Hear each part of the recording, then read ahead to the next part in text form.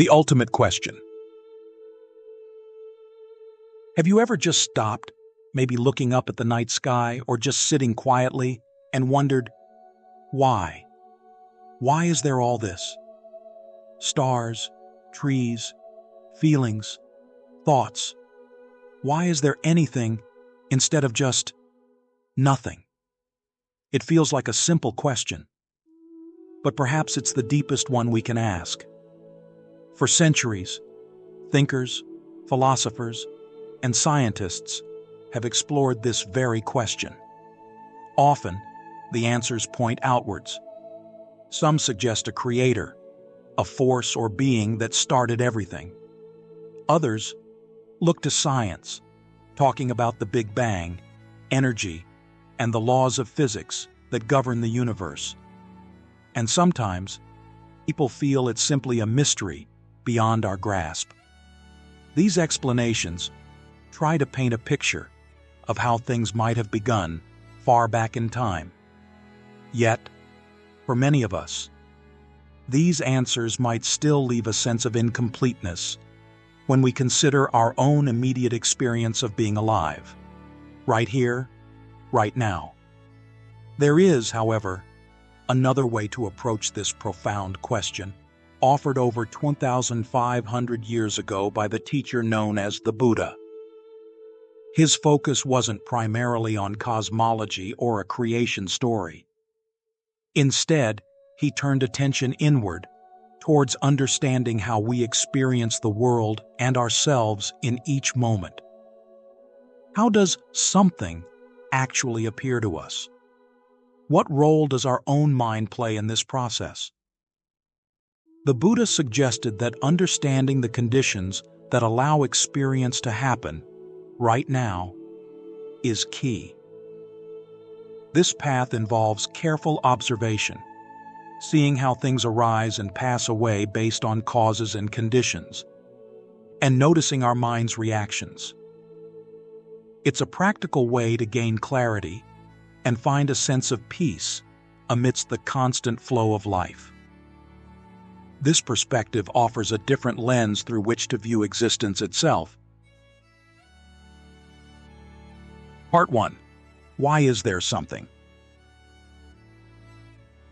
This fundamental question, why is there something rather than nothing, isn't just an abstract puzzle. It seems to arise naturally from our awareness. Thinkers have certainly felt its weight. Leibniz, a philosopher from centuries past, sought a sufficient reason for existence, concluding that God must be the ultimate explanation. Another philosopher, Heidegger, considered it the core question of metaphysics, believing that engaging with it reveals our basic relationship with being itself. This questioning reflects a deep human curiosity about our place in the grand scheme of things, a curiosity shared across cultures and times. Even in the time of the Buddha, people wrestled with similar questions about origins and ultimate reality. What fuels this persistent why? Perhaps it connects to our longing for meaning or permanence. We see the vastness of space, the cycle of seasons, the briefness of our own lives, and we wonder, is there something solid, something lasting underneath it all?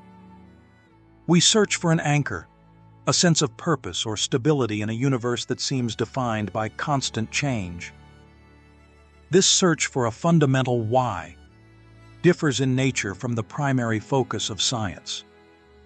Science excels, with remarkable success, at explaining how. Consider the Big Bang model. It describes the universe expanding and cooling, how stars and galaxies formed. It describes processes governed by physical laws like gravity and electromagnetism.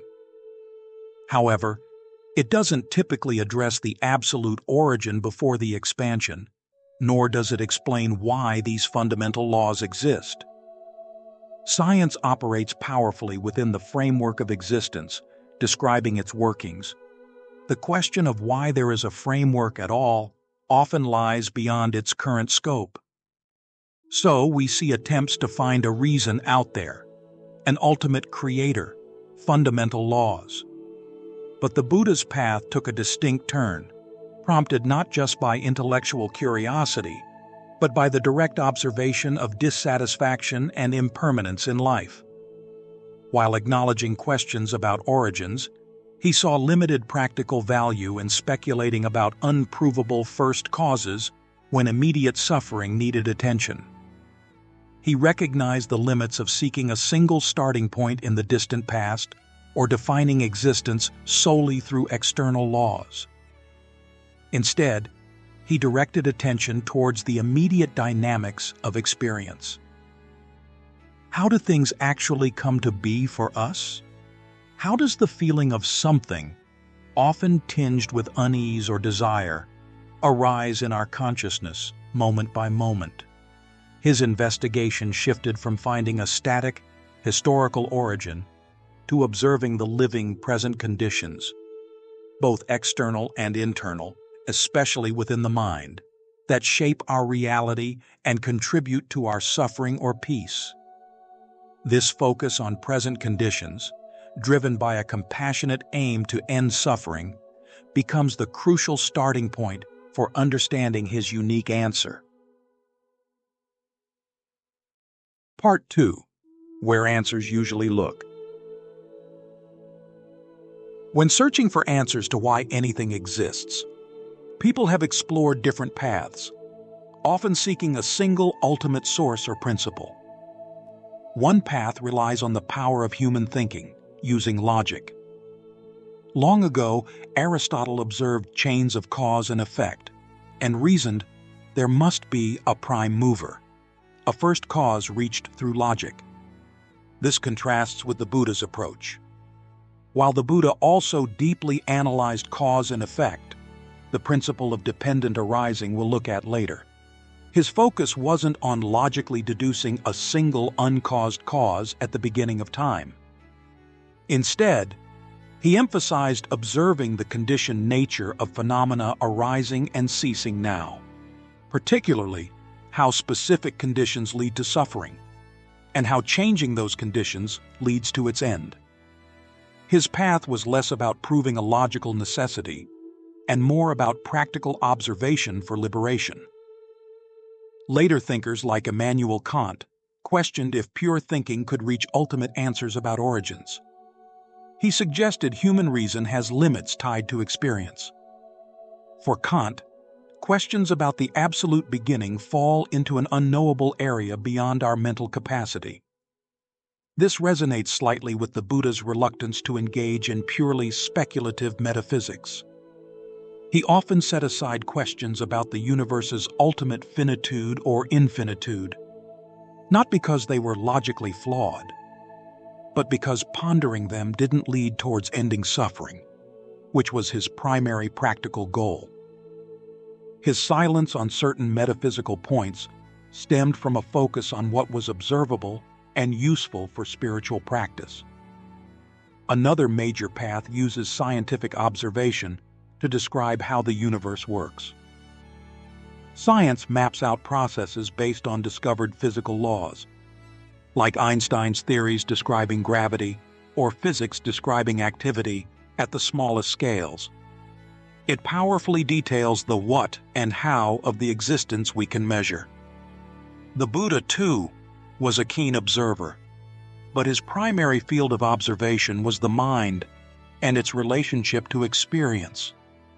While science observes external phenomena and their laws, the Buddha investigated the internal laws governing how consciousness interacts with sense objects, how feelings arise, how perception labels things, and how mental reactions like craving or aversion shape our reality and lead to distress. His science was focused on the inner world of experience. Finally, some thinkers, like Arthur Schopenhauer, looked inward for a driving force, proposing a fundamental, restless will as the engine of reality. This idea of an inner drive connects interestingly to the Buddha's teaching on tanha, often translated as craving or thirst.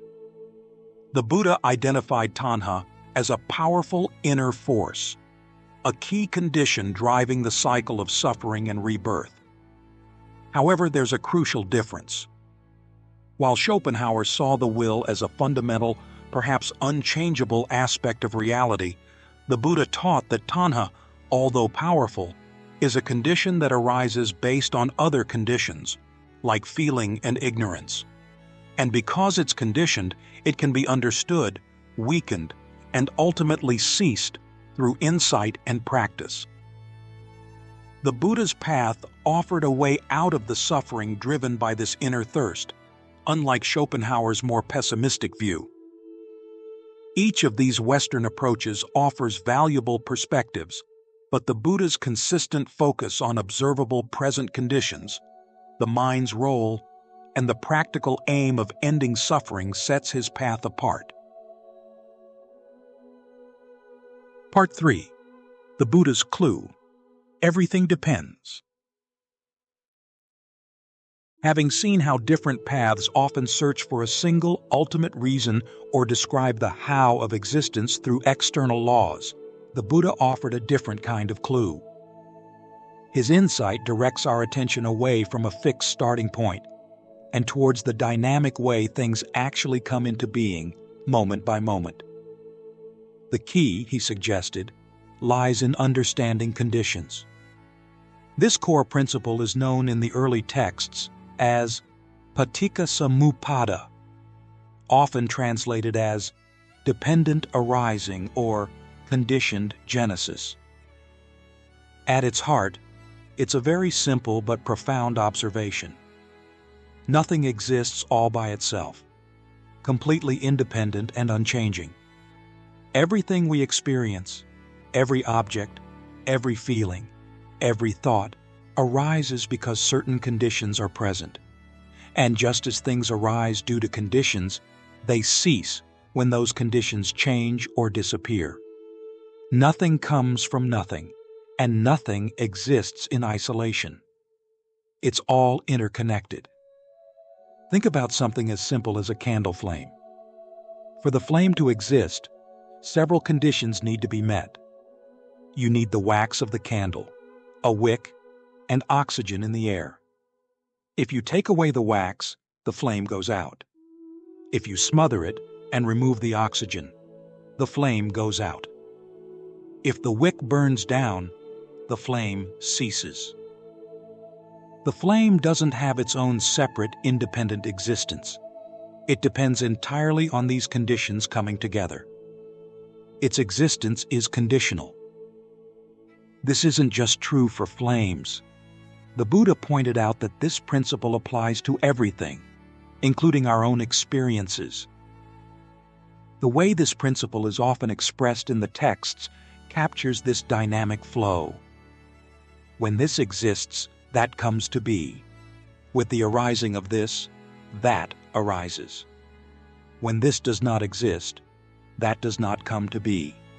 With the cessation of this, that ceases.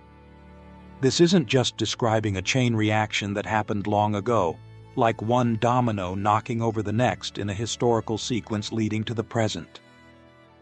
It's primarily describing a process happening right now, in this very moment. The presence of certain factors now leads to the arising of other factors now. The feeling you have right now depends on conditions present right now. The thoughts appearing in your mind right now are conditioned by what you just saw, heard, or remembered a moment ago. It's a living, immediate process. This view is quite different from searching for one single prime mover or an ultimate sufficient reason that stands outside the system as a fixed origin point. Dependent arising describes reality as an ongoing, interconnected flow of conditioned phenomena, without needing a separate creator or absolute beginning. We can actually start to notice this principle of conditionality operating all around us in our daily lives if we pay attention. Think about your mood. How you feel often depends on conditions like how well you slept last night, whether you've eaten recently, the weather outside, or perhaps a conversation you just had. Change one of those conditions, get some rest, have a meal, see the sun come out, and your mood might shift. Think about plant life. A plant grows and thrives depending on conditions like sunlight, water, soil nutrients, and the right temperature. Remove one of these essential conditions, and the plant will wither. Even simple physical events work this way. A ball moves because it was struck. A sound is heard because something vibrated, creating sound waves that reached your ear. These aren't deep philosophical mysteries. They are observable realities. The Buddhist teaching encourages us to see this pattern not just in the external world, but also, crucially, within our own minds and experiences. Recognizing this interconnectedness, this dependence on conditions, isn't just an intellectual exercise. It's something we can directly observe. It requires us to slow down and pay attention to how things actually arise and pass away in our experience. What conditions lead to a feeling of happiness? What conditions precede a moment of frustration? What am I seeing, hearing, or thinking that leads to this particular thought arising now? Actively looking for these conditions is a core part of the practice the Buddha taught. It's not always easy. Our minds often jump to conclusions or focus on the thing itself, rather than the conditions that allowed it to appear. Seeing dependent arising clearly requires consistent effort, patience, and a willingness to observe our experience honestly, without immediately judging or reacting. This understanding of conditionality forms the foundation for seeing how our own minds become involved in shaping our reality. Part 4. What your mind does with something. Understanding that everything arises based on conditions, as we saw, is the first step. Now, we turn our attention inward to see what typically happens within our own minds when these conditioned phenomena, sights, sounds, sensations, thoughts, appear in our awareness. The Buddha pointed out a crucial sequence in how we process our experience, a sequence that often happens so quickly we don't even notice it. First, due to various conditions coming together, phenomena simply appear. Light waves strike our eyes, sound waves vibrate our eardrums, an object touches our skin, a thought pops into our head. At this initial stage, it's like raw data entering our system. There's just the seeing, the hearing, the touching, the thinking, a bare awareness of something present. For a fleeting instant, perhaps, there isn't yet a story attached, just the raw impact on the senses or the mind. A shape, a color, a sound, a pressure. This initial contact happens because the necessary conditions are met. The sense organ is functioning, the object is present, and consciousness connects the two. But the mind rarely stays with just this raw data. Almost immediately, a second stage kicks in: perception and feeling. Perception, called sanya in the early texts, is the process of recognizing, identifying, and labeling what has appeared. That shape and color become a tree. That sound becomes a car horn. That pressure becomes a hand on my arm. That thought becomes worry about tomorrow. Our mind draws on past experiences and concepts to categorize and make sense of the raw input. Alongside this labeling, or sometimes even slightly before it, arises feeling, known as Vedana. This isn't complex emotion yet, but a more basic feeling tone associated with the experience. Is it pleasant? unpleasant, or just neutral? The perception of sunshine on my skin might immediately bring a pleasant Vedana. The perception of loud drilling noise likely brings an unpleasant Vedana. Seeing a plain wall might just bring a neutral Vedana. This combination of labeling the phenomenon, sanya, and reacting with a basic feeling tone, Vedana, happens incredibly fast, coloring our experience almost instantly. The world is no longer just raw data. It's now populated with things we recognize and have immediate gut feelings about. This is where a third, critical step often occurs, the one the Buddha identified as a major source of our difficulties. This step is called upadana, which translates as clinging, grasping, or attachment. Having perceived something and felt a pleasant, unpleasant, or neutral feeling towards it, the mind then tends to grasp onto that experience. It adds a layer of I, me, and mine. The pleasant feeling isn't just pleasant. It becomes, I like this. I want more of this. My happiness depends on this lasting. The unpleasant feeling isn't just unpleasant. It becomes, I hate this. I need to get rid of this. This is ruining my peace. Even neutral feelings can lead to clinging, perhaps through boredom. I need something interesting. Or ignoring things we deem unimportant to me. Upadana is this mental act of grabbing hold, identifying with the experience, making it personal, solidifying it as part of me or mine. It's like instinctively clenching your fist around water. You try to hold on to something fluid and changing, but the effort itself creates tension, and ultimately, the water slips away anyway. This clinging is often driven by the underlying feeling tone, Vedana. We cling to pleasant feelings, try to push away unpleasant ones, and often ignore or feel restless with neutral ones. This habit of clinging, of making experiences personal and trying to control them, I want, I don't want, this is me, is deeply ingrained.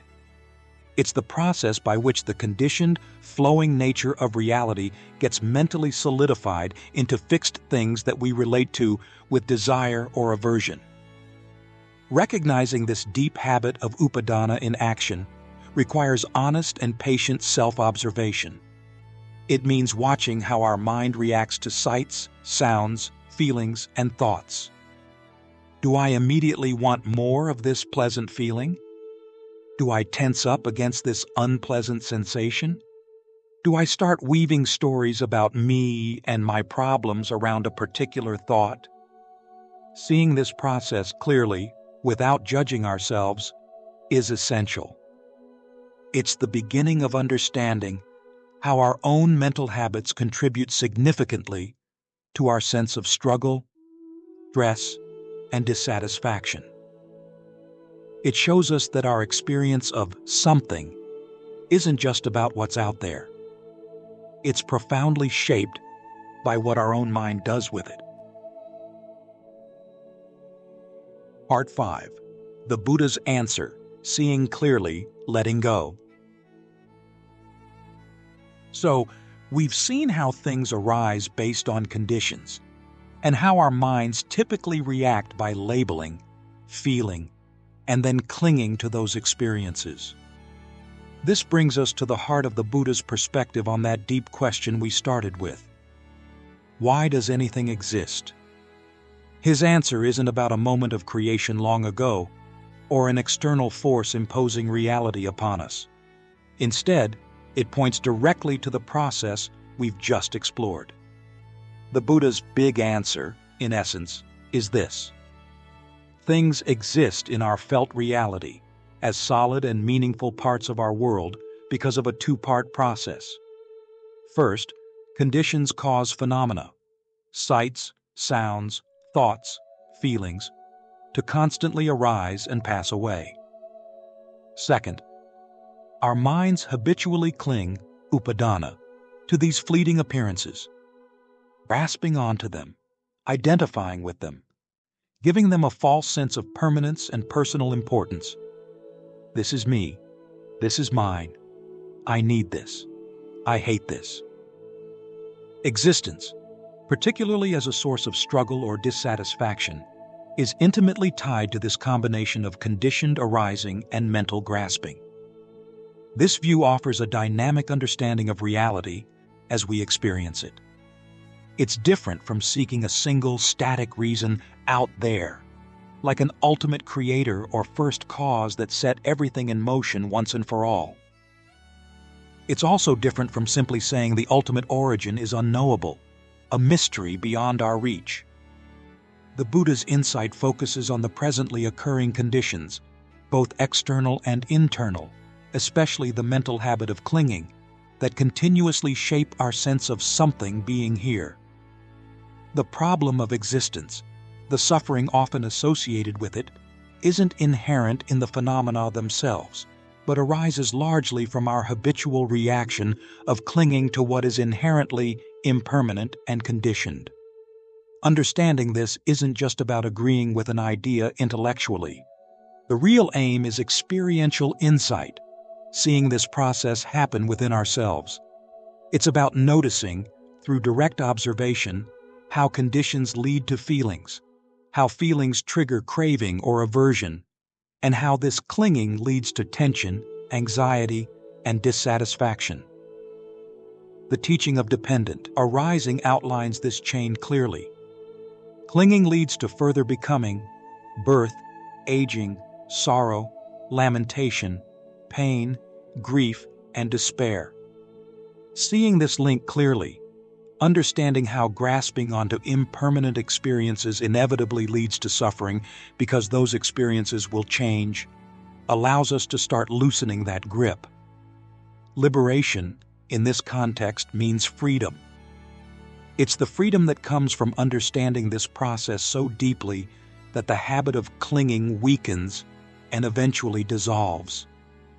It's finding peace, not by controlling the world or stopping change, but by changing our relationship to experience, letting go of the need to grasp. This kind of deep understanding doesn't usually dawn overnight.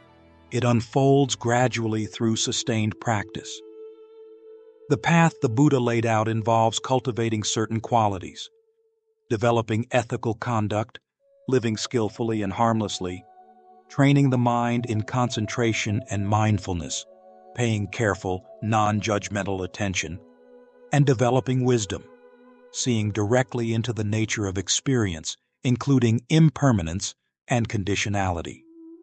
Seeing dependent arising and the nature of clinging isn't a single aha moment for most people, but a gradual clearing of confusion, like morning mist slowly burning off under the sun. As one text says, seeing dependent arising is seeing the Dhamma, the fundamental truth of how things work. Therefore, this path requires diligence and patience. There are no magical shortcuts to understanding the mind and freeing oneself from deeply ingrained habits. It calls for sustained, gentle effort, the effort to keep observing our experience with honesty and curiosity, the effort to notice when we are clinging, and to gently let go, again and again. It's about cultivating awareness in our daily lives, watching the rise and fall of thoughts and feelings, noticing the conditions involved without getting swept away or judging ourselves harshly. The encouragement is to become a patient observer of your own inner world. Through this sustained, gentle observation, the insights described by the Buddha can move from being concepts to becoming your own lived understanding, potentially changing how you relate to everything.